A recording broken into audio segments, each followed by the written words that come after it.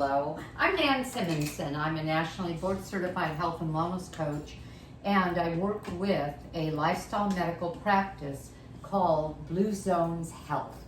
I'm proud of the work we do, and what I see every day is people getting better, recovering from intractable illnesses when they begin honoring their lifestyle as their medical intervention. And one way that we advise them to eat is whole food, plant-based, or as much, well, that direction as possible. And so today I'm doing another whole food, plant-based recipe, and you've probably seen a number of my cooking videos highlighting this book, Vegan Under Pressure by Jill Nussinow. She has a master's in science, and she's a registered dietitian, and she's just brilliant in the kitchen.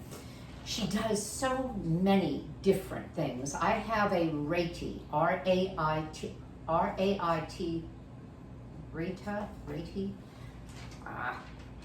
that I made because I'm making my own soy yogurt, and I thought that came about, that recipe, that direction on how to make our own soy yogurt using nothing but I use organic only soy milk that has nothing in it but water and soybeans. And the Rati is a wonderful cucumber, garlic, yogurt combination that is great with Middle Eastern foods and Indian foods. Well, I made one, and I thought, I want to have a curry tonight because I made some flatbread as well. And Rati and curry and flatbread sounded great. And I had some ingredients, so I looked at her book thinking, what can I find here that's curry? And she used what I use all the time, which is tofu. I just had a treatment done. I was having a pedicure, and the person has known me for a long, long time, and she said, how do you stay so healthy? I'm 74, and I said, well, for one thing, I don't eat meat. I only eat plants. She said, what? I said, I only eat plants. You don't have milk? No. Do you have cheese? No. Do you have eggs? No. Do you have chickens? She started going down the list. No, nothing with animal. Only plants. Anyway, it was an interesting conversation. Of course, she said, well, you have to stay strong. You've got to get your protein from meat. And I said, no, we get it from seeds and nuts and tofu and other legumes and grains and all vegetables that have, all vegetables do have protein, just different amounts. So what I found, and this is what I do, I go through the book. We're going to be eating in just a few minutes, and this recipe is perfect for that. And I found a Cajun tofu with eggplant, okra, and summer squash. I neither have eggplant nor okra, but I did have summer squash, zucchini. And it offered the option, because that's how I found it. I looked under curries, and it offered the option of exchanging the spices for the dish, because it's called Cajun tofu, with curry. Well, that gave me the idea that I can exchange the vegetables as well. I'm not going to necessarily put okra in a curry dish. And so I'm going to make a few changes, but I am using the structure of her recipe, and I do recommend her book. So this is what we're going to start with. We're going to start with a dry pan. She doesn't forego the use of oil. I cut way back. Few of my recipes use any oil at all. I prefer to dry saute. So this is an Instant Pot. I have it on saute, and a dry saute means that without oil in the pan, I'm going to, I was going to say brown. No, I'm not browning it. I am pulling out the moisture from the onion and getting it slightly transparent. And what that does is it sort of cuts the bite of the onion. It's what's always done when, for example, the French use a mirepoix of onion and then celery, speaking of which I'm going to, and other aromatics like garlic, which I'm going to put in here. They start with oil. Well, I could start with a little bit of broth, but I don't need to, because unless I'm using a dry onion like a shallot or a leek, which are a drier onion, a regular globe onion, and this is one onion, one small onion, will weep enough. And I don't know if you can see in the pan, there's no problem with this at all. It's starting to become transparent. I'm going to add the celery, and I'm going to let this cook for just a minute, and then I'm going to add some garlic, a chili. The recipe called for a fresh chili. It could have been a jalapeno. What she's looking for is heat, and I like some heat in my recipes. Well, when I traveled to New Mexico, Albuquerque, it was the season of the hatch chilies being offered for everything, everywhere. It was hatch chili season. And so I bought roasted hatch chilies, and then I brought them home. I opened them up, pulled out the seeds, which are fiery hot, even though I can see that there's still some seeds in this. And then you know what I did? I bought a lot. You buy masses when you go there. And I chopped them and then put them into silicone ice cube trays that are from Tovolo brand, and they're perfectly square, and they hold 2 tablespoons each. I just packed in the chopped chilies. When they were frozen, popped it out, put it into a 1-quart Ziploc freezer bag. And that's what I did. I just opened up that bag. I used a sharp knife very carefully to slice one of the cubes in half. And so I have what I see is the equivalent to a fresh chili. So I'm letting this soften, letting this get translucent for just a minute or two. And then I'm going to add the red bell pepper. She called for onion, celery, red bell pepper. It adds a sweetness, and I like that a lot. She didn't call for carrot. But you know, I am crazy about a menu or a meal that has a rainbow of colors. So I thought, if I'm going to get green and yellow and orange, I'm going to get, and red, I'm going to get some orange in here. So I'm adding the bell pepper. And so what I'm doing is I'm just lightly softening these vegetables. I'm not going to put in the garlic yet because I don't want it to burn. And while it's just lightly cooking, you know what I'm going to do? I have a tiny bit of broth. And I'm going to add about a tablespoon of broth. Now, can you see how these are? They're doing exactly what they would do if I had oil in here, but I didn't add a tablespoon or 2 or 3 and 4, the way most recipes direct, and I don't need to, and so I don't. What I did before all of this happened is that I pressed a cube of, a pound of tofu. Recipe called for extra firm, mine was firm, so I pressed it, and then I cubed it. This is a Tupperware container that allowed me to put it back in here, put in the seasonings, some vinegar and some tamari, or I could have used coconut aminos, and then toss it around without, it was liquid enough so that I could toss around and coat the tofu with the 1 tablespoon of curry that I put in here.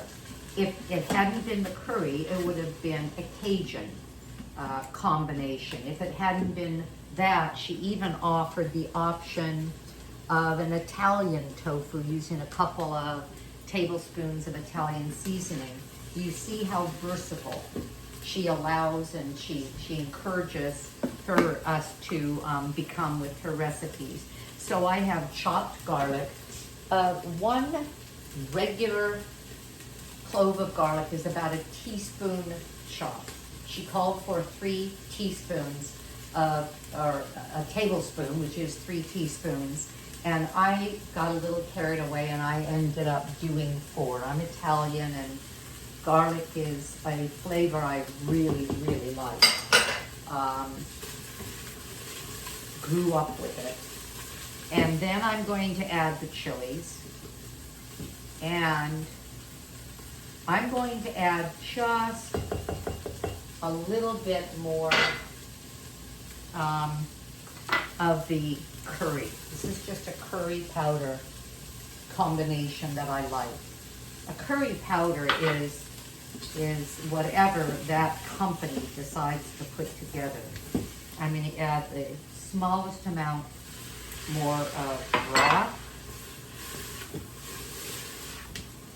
And what's happening is that it's toasting the spices and coating them beautifully. Okay, now I'm going to add the cubed tofu.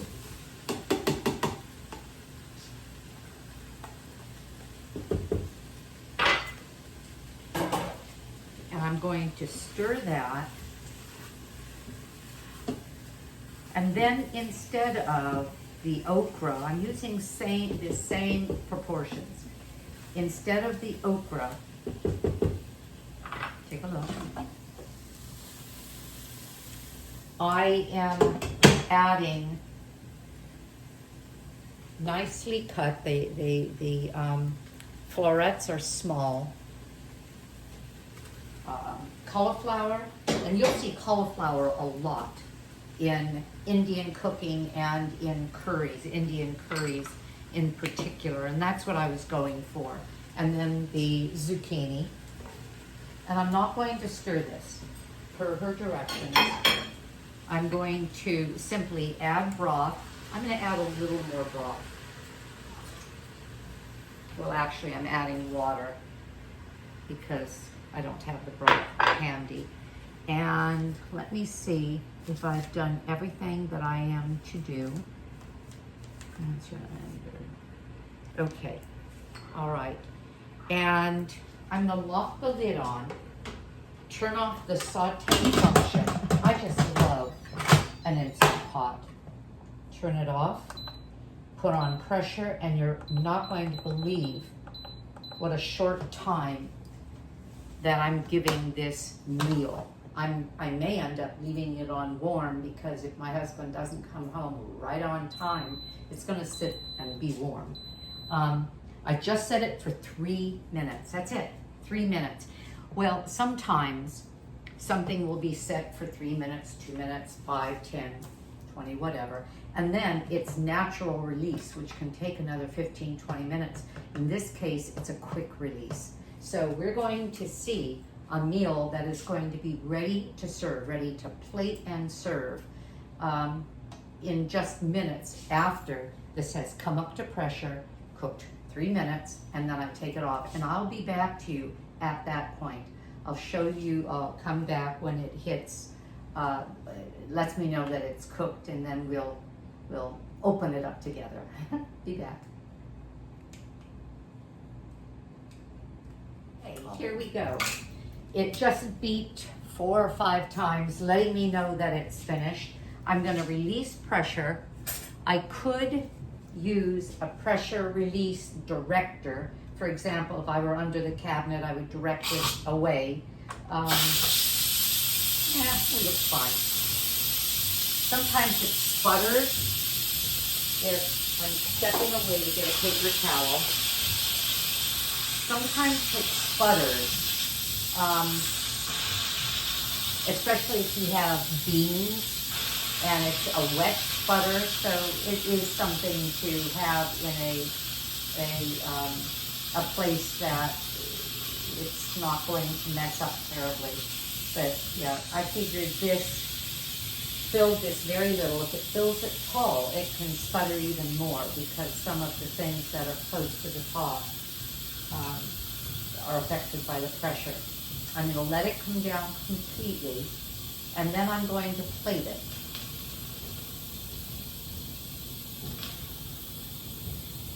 And I'll put my Breville oven on warm, and I'll put it in there and just keep it warm. So let me tell you what I'm going to be serving it with. I'm going to be serving it with the reti. You know what? Let me just get this straight while I'm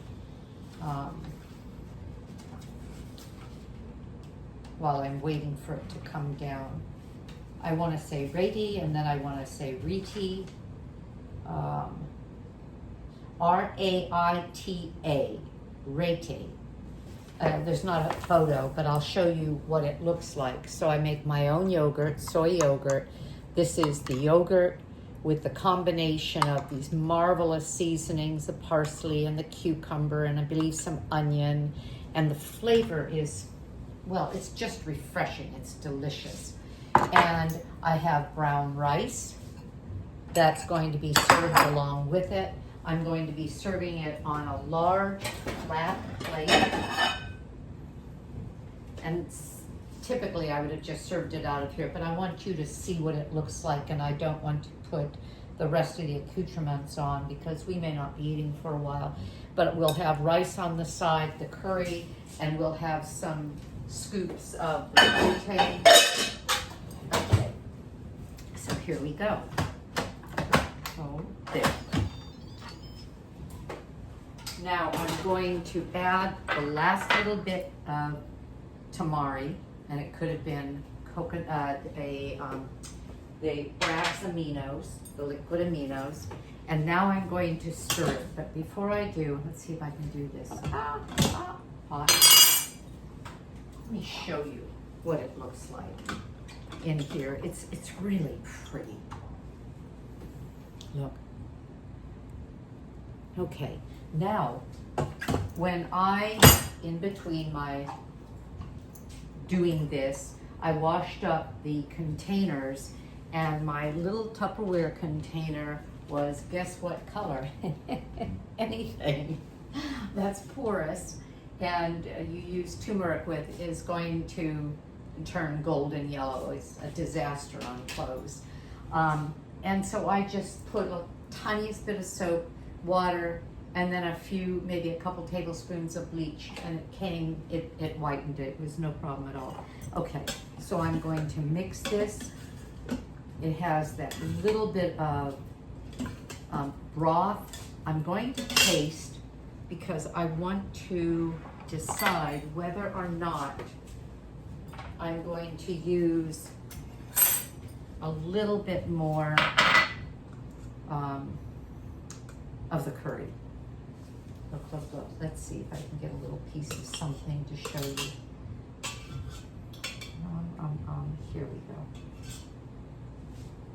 All right. A little bit.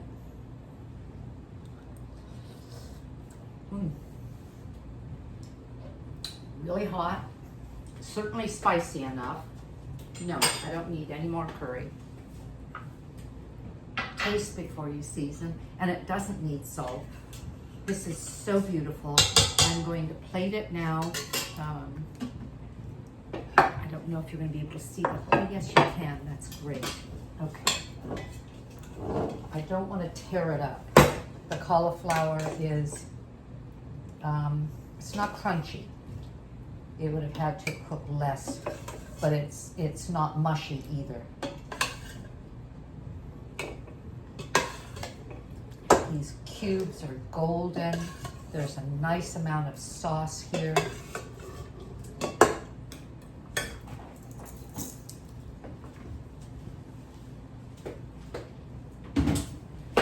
Okay.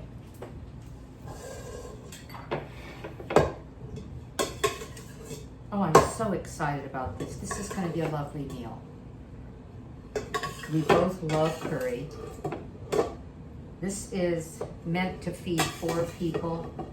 There will be probably 1 serving left because when we finish it, we eat a lot.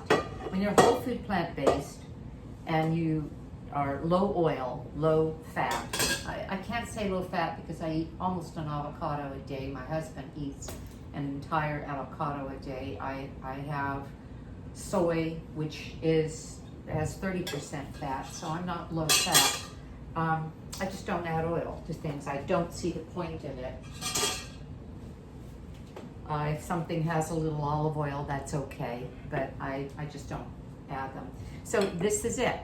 I'll be putting it on our plate. We'll have the rice, we'll have the rete. Oh, and I begin every meal with fresh vegetables. And I always include the cruciferous vegetables that include cauliflower, broccoli. A cruciferous would be a kale, of course, but that was in the earlier salad. We had huge salad, and arugula, that's a cruciferous. And our tomatoes off the vine that just came down. We have some golden ones and these, and some sort of a brown purple ones, and then carrot and a little bit of a dip. And this is how we begin. So, some nuts usually, the vegetables, and then I'll serve the rest of our meal. So I am going to put this away. I hope this was helpful. Applause to Jill Nussinow. I will type the recipe as it comes from the cookbook with the changes that I made, and she encourages changes. I do the same thing. If you get my recipes, play. That's the whole point of what we do when we cook. We play. Have a great day. I know I'm going to. Consider, where is it? Looking into my story, I wrote Aging Powerfully 6 months, 6 months before turning 70. I began writing this because I'd been with the lifestyle medical practice for 2 years, and I saw people getting well with lifestyle.